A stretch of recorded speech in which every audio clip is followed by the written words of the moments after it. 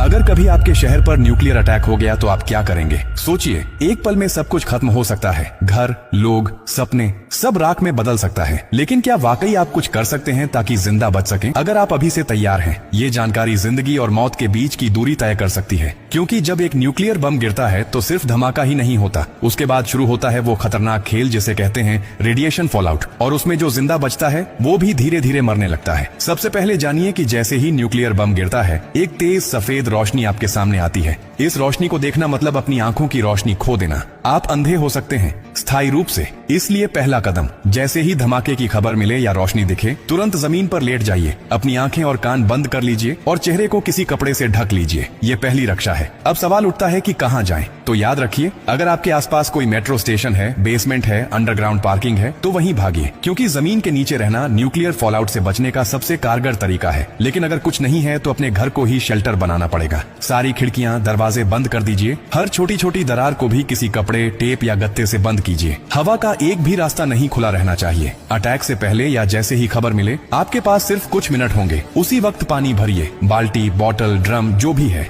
याद रखिए, अटैक के बाद पानी में रेडिएशन मिल सकता है। नल से पानी बिल्कुल मत पीजिए, इसीलिए पहले से स्टोर किया हुआ पानी ही जिंदगी बचाएगा। खाने के लिए ड्राई फूड रखें, बिस्किट, ड्राई फ्रूट्स, पैकेज्ड खाना जो बिना पकाए खाया जा सके। अगर गलती से आप बाहर थे और रेडिएशन में एक्सपोज हो गए तो जैसे ही अंदर आए, कपड़े उतारिए, उन्हें एक पॉलिथीन में बंद कर दीजिए और खुद को साबुन और स्टोर किए हुए पानी से अच्छे से धोइए। याद रहे, नल का पानी नहीं, सिर्फ स्टोर किया हुआ पानी इस्तेमाल करना है। न्यूक्लियर ब्लास्ट के बाद सबसे खतरनाक समय होता है पहला 24 घंटा। इस दौरान बाहर जाना मतलब मौत को बुलावा देना। इसीलिए 24 घंटे अपने शेल्टर से बाहर बिल्कुल मत निकलिए। अगर सरकार की तरफ से संपर्क हो जाए तो निर्देशों का पालन कीजिए, लेकिन अगर कोई सूचना नहीं मिले तो कम से कम 72 घंटे तक बाहर मत निकलिए। 3 दिन, सिर्फ 3 दिन अगर आपने सही तरीके से बिता लिए तो जान बच सकती है। और हाँ, टेक्नोलॉजी की भी तैयारी कर लीजिए। न्यूक्लियर अटैक के बाद एक इलेक्ट्रोमैग्नेटिक पल्स EMP उठती है, जो आपके मोबाइल, लैपटॉप, इलेक्ट्रॉनिक चीजें सब खराब कर सकती है। इसलिए एक पुराना एंड्रॉइड फोन, एक पावर बैंक और एक वॉकी टॉकी को एल्यूमिनियम फॉइल में लपेटकर किसी स्टील बॉक्स में रखें।